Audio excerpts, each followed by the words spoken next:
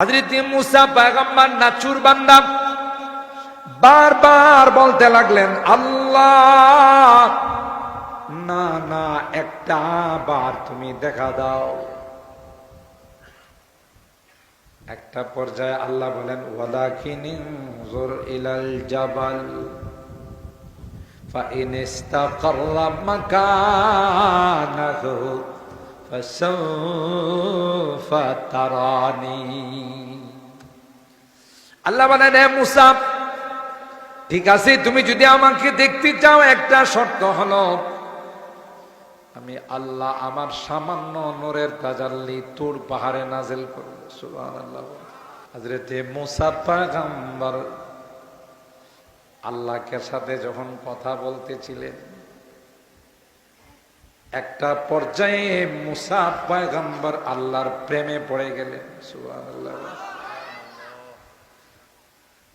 আল্লাহরে ডাক দিয়ে কয়, আল্লাহ তোমার কথা এত সুন্দর, না জানি তুমি কত সুন্দর।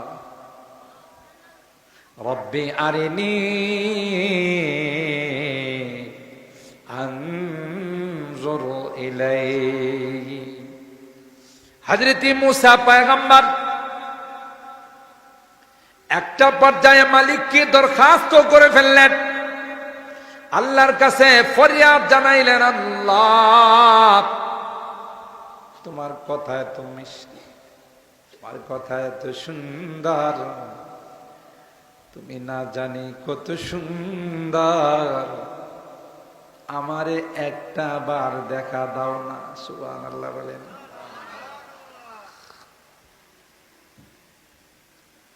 কথা বলতে বলতে আল্লাহর আশেক হয়ে গেছে। আল্লাহ মুসা নবীরে ডাক দেয়া কইলাম, তারানি, না রে না, না রে না, তুমি আমাকে দেখবার পারবা না, দেখে বরদাস্ত করতে পারবা না। আল্লাহ কিন্তু লান তারানি, এটা উলামায়ে কেরাম মাদ্রাসার ছাত্ররা বুঝবে। লান ওরা বলেন নাই, আমি দেখা দিতে পারবো না এই কথা বলেন নাই, তুমি দেখে স্থির থাকতে পারবে না।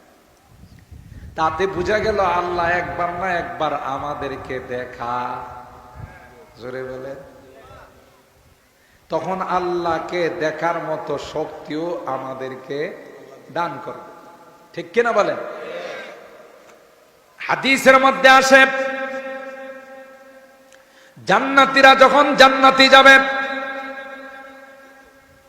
আল্লাহ জান্নাতীর মেহমান হয়ে যাবে, প্রত্যেকের কামরায় কামরায় আল্লাহ গিয়া বলবেন, কেমন আছো, তোমাদের সবকিছু কেমন ঠিকঠাক চলতেছে কিনা? আচ্ছা বলুন তো দেখি, আল্লাহ যদি গিয়া গিয়া জিজ্ঞাসা করে কেমন লাগবে? আল্লাহু আকবার। জান্নাতীদের গেইটে গিয়ে আল্লাহ বলবে, রে জান্নাতীরা কেমন আছো, তোমাদের কোনো কিছুর দরকার আছে কিনা? জান্নাতীরা জান্নাতীরা বলবেন, আল্লাহ কি বলে, জীবনে যা কোনোদিন কল্পনা করে নাই তার চাইতেও অনেক অনেক বেশি নিয়ামত তুমি দান করেছ। আল্লাহ কয়, আরেকটা নিয়ামত আছে। সুবহানাল্লাহ জোরে বলেন। সবাই মনে করবেন যে না জানে এটা কেমন নিয়ামত, না জানে কি দামি জিনিস, অপেক্ষায় থাকবে। আল্লাহ বলবেন, ওই নিয়ামত, এ জান্নাতীরা, আমি আল্লাহ একটা বিশাল বিশাল সেমিনার করে, একটা বিশাল মাহফিল করে সবাইকে আমি আল্লাহকে দেখার সুযোগ করে দেব। হুর গিলমা জিতনি নিয়ামত হায় তো, হুর গিলমা জিতনি নিয়ামত হায় তো, सबसे बढ़कर नियामत दीदार तो, सबसे बढ़कर नियामत दीदार तो। सुबहानल्लाह जोरे बोले। जन्नत दोज़ख से यार अब क्या करो, जन्नत दोज़ख से यार अब क्या करो, आरज़ू है मैं तुझे देखा करो आरज़ू है मैं तुझे देखा करो আল্লাহু আকবার বলেন। আল্লাহ আমার জান্নাতের দরকার নাই, আমি জান্নাত চাই না, আমি চাই শুধু তোমাকে যেন দেখা যায়। সুবহানাল্লাহ।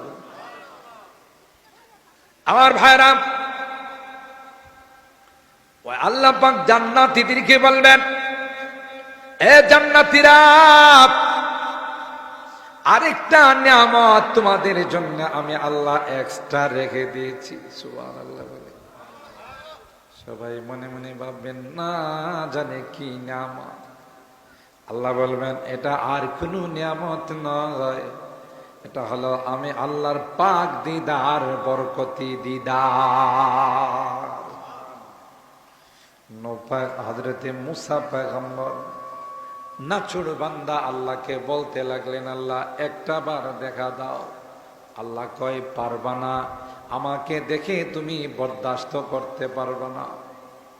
হযরতে মুসা পয়গম্বর নাচুর বান্দা বারবার বলতে লাগলেন, আল্লাহ না না, একটা বার তুমি দেখা দাও।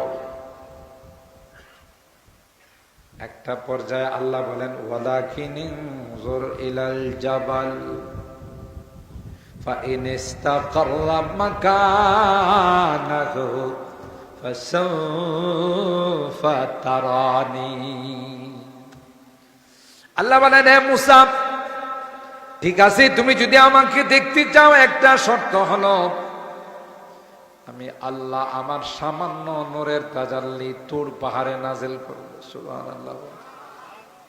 ওয়ালাকিন ইনজুর ইলাল জাবাল ফাইন ইসতাকাররা মাকানাহু ফাসাউফা তারানি।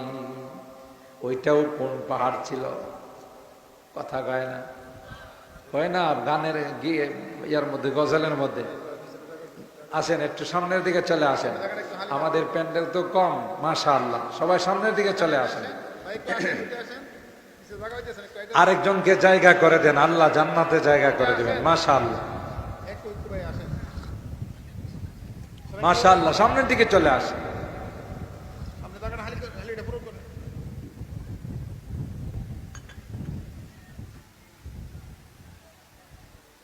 আল্লাহ আল্লাহ। আমার ভাইরা, হযরতে মুসা পয়গম্বর, হযরতে মুসা পয়গম্বর, আল্লাহ পাক বললেন, মুসা সামান্য একটু তোর পাহাড়ে তাজাল্লি নাজিল করব, তুমি যদি দেখে বরদাস্ত করতে পারো, স্থির থাকতে পারো রে, তাইলে আমাকে দেখা সম্ভব। ফালাম্মা তাজাল্লা রাব্বুহু লিল জাবাল জাআলাহু দাক্কা ওয়া খাররা মূসা সাইকা। আল্লাহু আকবার। ওই তুর পাহাড়ে আল্লাহ পাক রব্বুল আলামিন সামান্য নূরের তাজাল্লি নাজিল করে দিয়েছিলেন। পাহাড়টা জ্বলে সারখার হয়ে গেছে। মুসা পয়গম্বর সাথে সাথে বেহুশ হয়ে জমিনে পড়ে গেছেন। তাইলে তোর পাহাড় দামি না বেদামি? তোর পাহাড়ের মর্যাদা কম না বেশি? এই জন্য আল্লাহ প্রথম কসম খাইছেন, ওয়াত্তুর ওয়া কিতাবিম মাসতুর।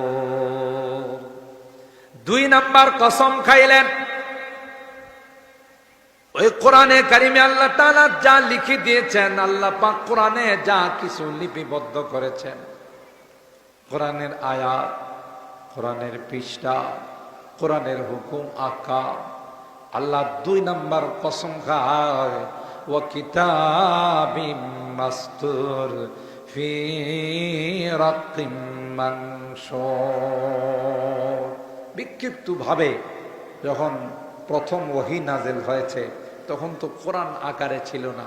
কেউ কাঠের মধ্যে, কেউ পাথরের মধ্যে, কেউ বা উটের বিভিন্ন রকমের হাড্ডির মধ্যে কোরআনের আয়াতগুলো সংরক্ষণ করতেন। সুবহানাল্লাহ।